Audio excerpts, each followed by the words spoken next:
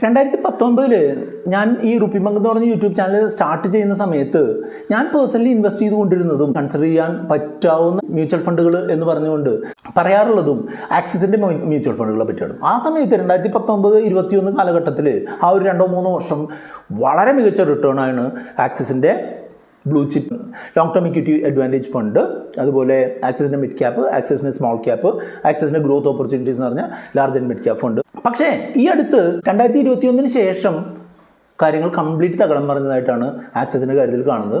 വളരെ വലിയ രീതിയിലുള്ള അണ്ടർ പെർഫോമൻസ് ആണ് ആക്സിസിൻ്റെ ഫണ്ടുകൾ ചെയ്തുകൊണ്ടിരിക്കുന്നത്. അപ്പോൾ ആക്സിസിൻ്റെ ഫണ്ടുകൾ ഉള്ള ഒരാളാണെന്നുണ്ടെങ്കിൽ നിങ്ങൾ ഈ വീഡിയോ കണ്ടു കഴിഞ്ഞാൽ നിങ്ങൾ ആ ഓരോ ഫണ്ടുകളിലും എന്ത് ചെയ്യണം എന്നുള്ളതിനെ പറ്റിയിട്ടുള്ള ക്ലിയർ ആയിട്ടുള്ള ഇൻഫർമേഷനാണ് ഈ വീഡിയോ വഴി തരുന്നത്. ഞാൻ സുബീഷാണ്. റുപ്പി ബാങ്ക് എന്ന് പറഞ്ഞ യൂട്യൂബ് ചാനലിലൂടെയും ആസ്ക് റുപ്പി ബാങ്ക് എന്ന് പറഞ്ഞ വാട്സപ്പ് സർവീസിലൂടെയും പേഴ്സണൽ ഫിനാൻസുമായി ബന്ധപ്പെട്ട കാര്യങ്ങൾ പറഞ്ഞു തരുന്നത് ഞാനാണ്.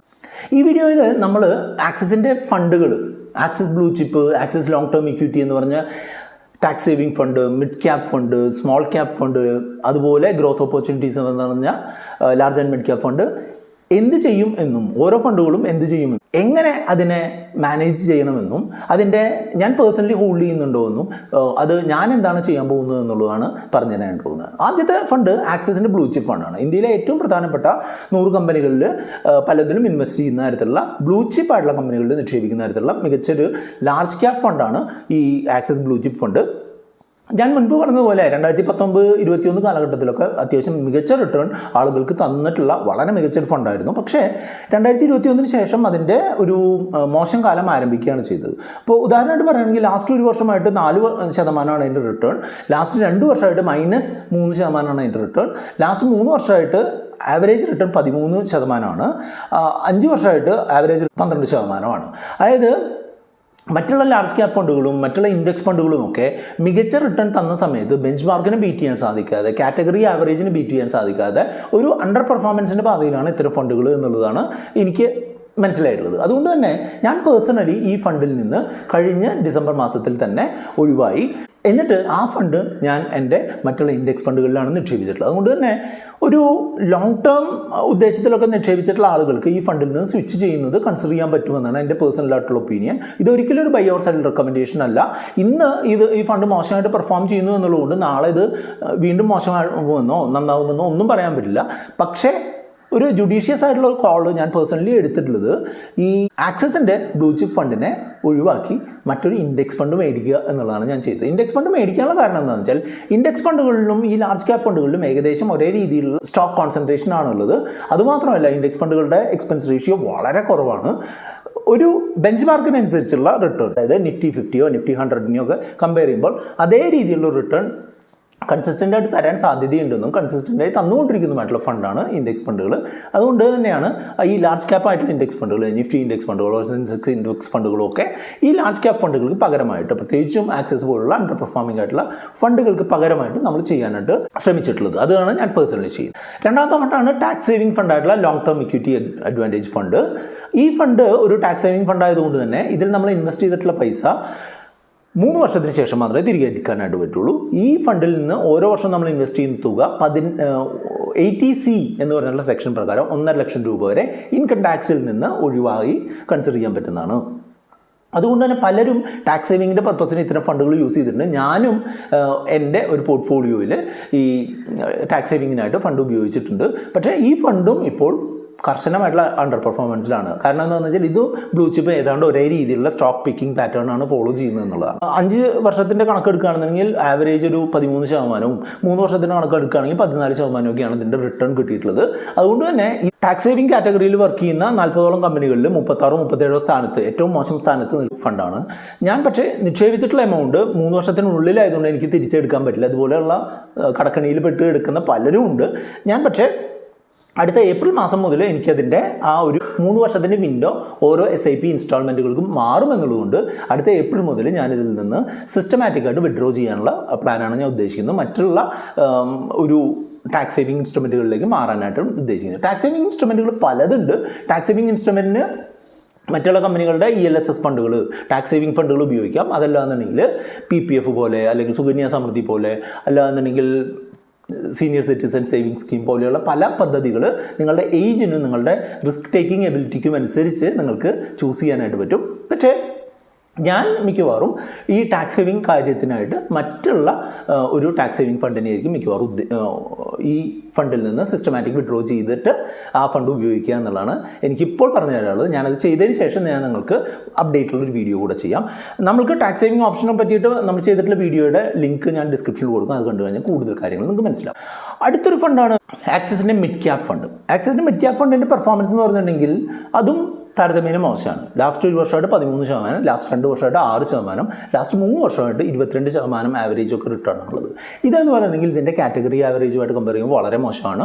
അതുപോലെ തന്നെ ഇതിൻ്റെ ബേസ് ഇൻഡെക്സുമായിട്ട് കമ്പയർ ചെയ്യുമ്പോഴും മോശമാണ്. അതുകൊണ്ട് തന്നെ ഇതൊരു അണ്ടർ പെർഫോമിംഗ് ഫണ്ടാണ് എന്നുള്ളത് ഏകദേശം 1-1.5 വർഷം മുൻപ് തന്നെ നമ്മൾ മനസ്സിലാക്കി. നമ്മളുടെ പെയ്ഡ് ആയിട്ടുള്ള മെമ്പേഴ്സിന്, നമ്മളുടെ ആസ്ക് റിവ്യൂവിംഗ് സർവീസിലുള്ള പെയ്ഡ് ആയിട്ടുള്ള മെമ്പേഴ്സിന് നമ്മൾ ഇൻഫർമേഷൻ കൊടുക്കുകയും അവർ ഓൾറെഡി മറ്റ് മികച്ച ഫണ്ടുകളിലേക്ക് സ്വിച്ച് ചെയ്യുകയും ചെയ്യുകയുണ്ടായിട്ടുണ്ട്. ഞാനും പേഴ്സണലി എൻ്റെ ഉണ്ടായിരുന്ന ഇൻവെസ്റ്റ്മെൻറ്റ് റീഡീം ചെയ്ത് മറ്റൊരു ഫണ്ടിലേക്ക്, മറ്റൊരു കമ്പനിയുടെ തെറ്റില്ലാത്ത പ്രവർത്തിക്കുന്ന ഒരു മിഡ് ക്യാപ് ഫണ്ടിലേക്ക് മാറുകയാണ് ഉണ്ടായത്.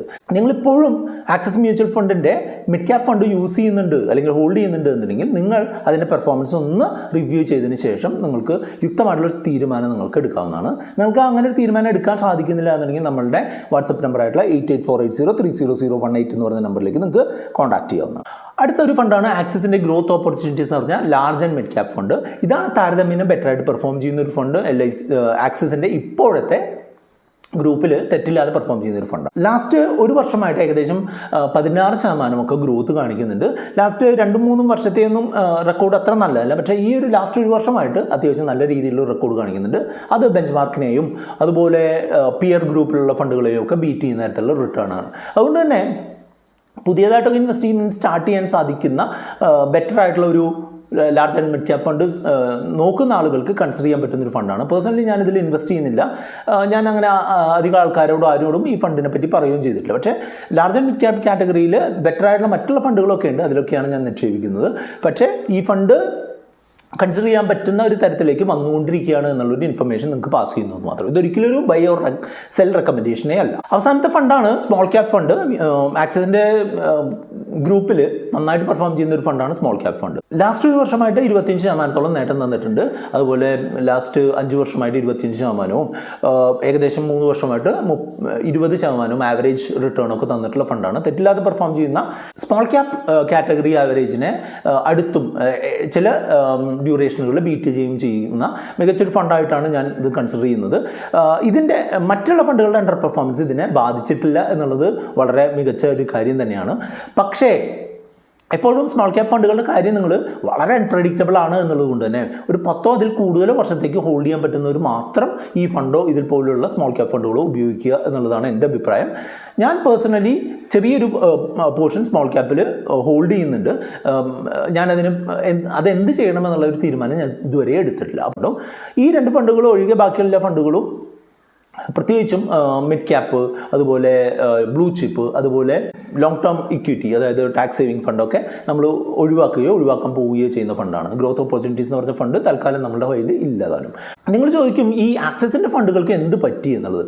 ആക്സിസിൻ്റെ ഫണ്ടുകൾ നന്നായിട്ട് പെർഫോം ചെയ്യുന്ന ഫണ്ടുകളായിരുന്നെന്നുണ്ടെങ്കിലും അവർക്ക് 3-4 കാരണം കൊണ്ടാണ് ആക്സിസിൻ്റെ ഫണ്ടുകൾ മോശമായി പോയത്. ഒന്നാമത്തേത് എന്താണെന്ന് വെച്ചാൽ അവരുടെ ഫണ്ട് ഹൗസിൽ തന്നെ ഉണ്ടായിട്ടുള്ള ചെറിയ ചെറിയ പ്രശ്നങ്ങൾ, ഫ്രണ്ട് റണ്ണിങ് കേസ് അടക്കമുള്ള ചെറിയ ഗുലുമാലുകൾ ഉണ്ടായിട്ടുണ്ട്. അതായത് ഈ കമ്പനി വാങ്ങാൻ ഉദ്ദേശിക്കുന്ന സ്റ്റോക്ക് കമ്പനിയുടെ ഉള്ളിലുള്ള ആളുകൾ തന്നെ മുൻകൂട്ടി വാങ്ങുകയും അതിൽ നിന്ന് വലിയ ലാഭം എടുക്കുകയും ചെയ്യുന്ന തരത്തിൽ ഉള്ള ഒരു പ്രശ്നമൊക്കെ ഉണ്ടായി എന്ന് പറയപ്പെടുന്നു. അത് സെബി കണ്ടെത്തുകയും അതുമായിട്ട് ബന്ധപ്പെട്ട് കുറച്ച് പ്രശ്നങ്ങളൊക്കെ നടക്കുകയും ചെയ്യുന്നുണ്ട്. പക്ഷേ അതിൽ നിന്നൊക്കെ തിരിച്ചു വന്നുകൊണ്ടിരിക്കുന്നു എന്നുള്ളതാണ് നമുക്ക് മനസ്സിലാവുന്നത്. പക്ഷേ അതിൻ്റെ ഒരു ഹാങ് ഓവർ ഇപ്പോഴും ഫണ്ടിലുണ്ട്. ആ ഒരു ട്രസ്റ്റ് ഫാക്ടർ ഇൻവെസ്റ്റേഴ്സിൻ്റെ അടുത്ത് നിന്ന് നഷ്ടപ്പെട്ട പോലെയാണ് എനിക്ക് തോന്നുന്നത്. അതുമാത്രമല്ല, ഇവരുടെ സ്റ്റോക്കുകൾ കൂടുതലും ഒരു ഗ്രോത്ത് ഓറിയൻറ്റഡ് ആയിട്ടുള്ള ഹൈ ഗ്രോത്ത് ആയിട്ടുള്ള സ്റ്റോക്കുകളിലാണ് ഇൻവെസ്റ്റ് ചെയ്യുന്നത്. ഡിമാർട്ട് പോലുള്ള സ്റ്റോക്കുകളാണ് ഇവർക്ക് കൂടുതൽ ഹോൾഡിങ്സ് ഉള്ളത് എന്നുള്ളതുകൊണ്ട് തന്നെ അവർക്ക് ഈ ഹൈ PE എൻവയോൺമെൻറ്റിൽ പിടിച്ചു നിൽക്കാനായിട്ട് പറ്റുന്നില്ല എന്നുള്ളൊരു പ്രശ്നമുണ്ട്. പക്ഷേ ഈ ഗ്രോത്ത് ട്രജക്ടറി മാറി വരുന്നതിനനുസരിച്ച് ചിലപ്പോൾ ഈ ഫണ്ടുകൾ നന്നായി വരാനും മതി എന്നുള്ളതാണ് ഞാൻ കണ്ടിട്ടുള്ളത്. പണ്ട് ഈ എന്തുകൊണ്ട് HDFC മ്യൂച്വൽ ഫണ്ടുകൾ മോശമായിട്ട് പെർഫോം ചെയ്യുന്നു, ആക്സിസ് നന്നായി പെർഫോം ചെയ്യുന്നു എന്ന് പറഞ്ഞൊരു വീഡിയോ ഞാൻ തന്നെ ഇട്ടിട്ടുണ്ട്. പക്ഷേ ഇപ്പോൾ കാലം തിരിഞ്ഞു വന്നപ്പോൾ HDFC ഫണ്ടുകൾ നന്നായും ആക്സിസ് ഫണ്ടുകൾ മോശമായിട്ടും പെർഫോം ചെയ്യുകയാണ്. അത് സ്വാഭാവികമാണ്. മാത്രമല്ല ഇതിൻ്റെ ചില ഫണ്ട് മാനേജർമാർ അങ്ങോട്ടും ഇങ്ങോട്ടും മാറലും ഫണ്ട് മാനേജ്മെൻറ്റ് ടീമുകൾ അങ്ങോട്ടും ഇങ്ങോട്ടും മാറലും ഒക്കെ ഉണ്ടായിട്ടുണ്ട്. അത് ഇതിൻ്റെ സ്വാഭാവികമായിട്ടുള്ളൊരു മൂവ്മെൻറ്റിനെ വളരെ ദോഷകരമായിട്ട് ബാധിച്ചിട്ടുണ്ട് എന്ന് പറയപ്പെടുന്നു. ഇത്തരം മ്യൂച്വൽ ഫണ്ടുകൾ ഒഴിവാക്കാനുള്ള ഒരു പ്രധാനപ്പെട്ട കാര്യം തന്നെയാണ് അണ്ടർ പെർഫോമൻസ്. അപ്പോൾ ഈ അണ്ടർ പെർഫോമൻസ് കൂടാതെ മറ്റ് ചില കാരണങ്ങൾ കൊണ്ട് കൂടെ നമ്മൾ മ്യൂച്വൽ ഫണ്ടുകൾ ഒഴിവാക്കാറുണ്ട്. അതിനെ പറ്റിയിട്ട് പ്രതിപാദിക്കുന്ന ഒരു വീഡിയോ ആണ് ഇവിടെ കാണുന്നത്. അത് കൊണ്ടുകൊണ്ട് നിങ്ങൾക്ക് മുന്നോട്ട് പോകാം.